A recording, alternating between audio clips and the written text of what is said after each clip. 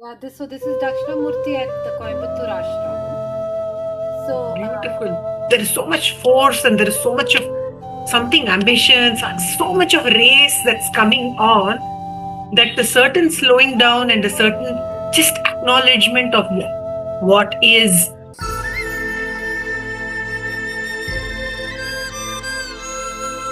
Basically, the sessions are also for a sort of check-in and accountability for people, because a lot of people seem to need it because there's so much happening in the world. Just to practice and to be in touch with practice, it's somehow nice for people to anchor and touch somebody, get in touch with somebody who's holding the baton or anchor of the practice for them. And to this network of people, I'm doing that largely. So I really wanted something to where I can offer that to people. So I know the Dakshinamurti Stotram, this is very, very special for me. I have learnt it from the time I've been a teenager. So that's what I'm going to chant.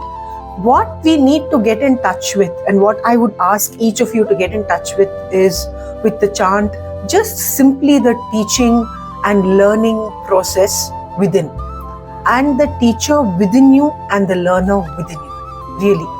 And then if that flowers and blossoms or unfolds into some sort of a process, into some sort of a form on the outside, that's what it takes you.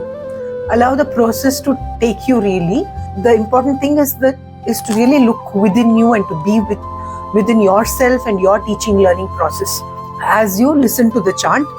So it has a certain that musical quality to it, which hopefully I will get it over time even better. So that's about the chant.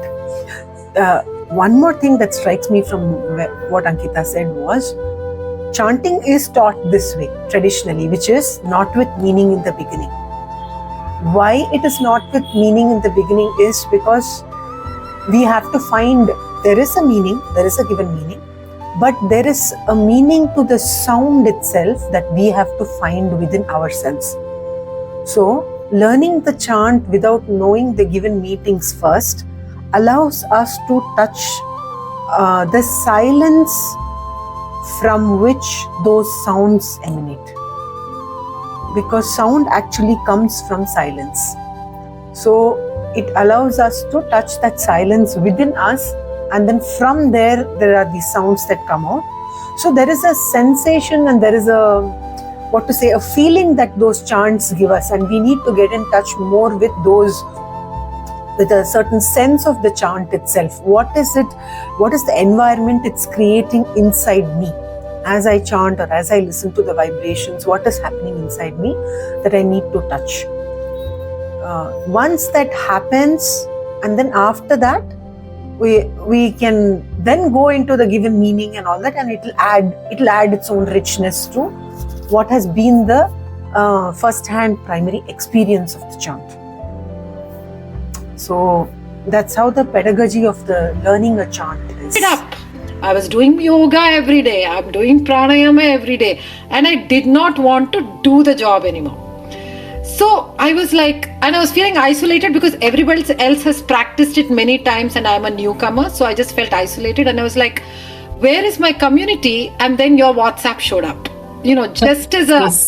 Just as a support, I'm saying how things work out. Like, so I'm taking a break from that stupid script which I'm going to do, but here I am listening to Dakshinamurti and seeing Ankita. I'm like, oh my God, I know her. So there's just though we've never connected personally one-on-one or anything.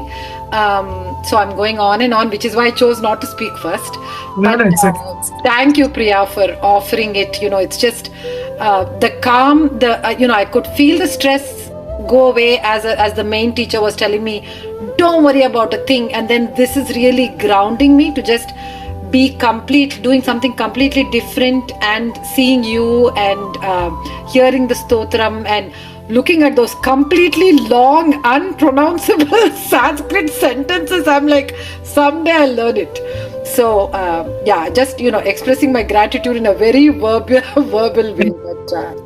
Yeah. Thank you very much. Thank you. Absolutely, we need all that also. No, it's very nice to thank you very much for being your voluble self and acknowledging and articulating all of this. There is too less acknowledgement many times in the world itself. The world is so going on a race of both on oneself, everybody on oneself and on the other. There is so much force and there is so much of something ambition, so much of race that's coming on, that a certain slowing down and a certain just acknowledgement of what is, of all these quieter moments, and that's actually very less.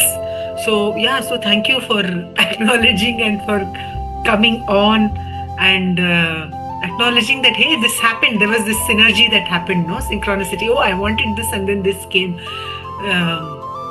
There's a lot of synchronicity that we can notice when it's like when I'm settling down, when all the sediments are settling down and it's quieter and all of that, and we need those spaces.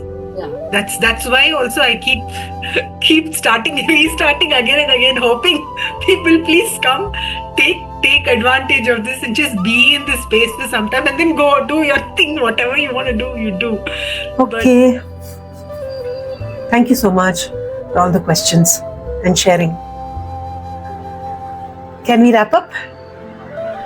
Shall we wrap up? Yes, Ankita. What did she say? She said she wanted to show something. This is my childhood card. It still functions. Oh, wow. Okay. It's 31 years old. Oh my, wow. 31 years old, it's in good shape, yeah? And maintained well, no? That's our maintaining. So sweet, okay. So sweet, okay. Okay. Nice. Okay, thank you so much.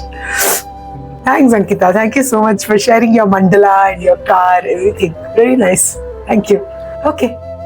Shall we? Okay, thank you so much. Namaste, everybody. Thank you.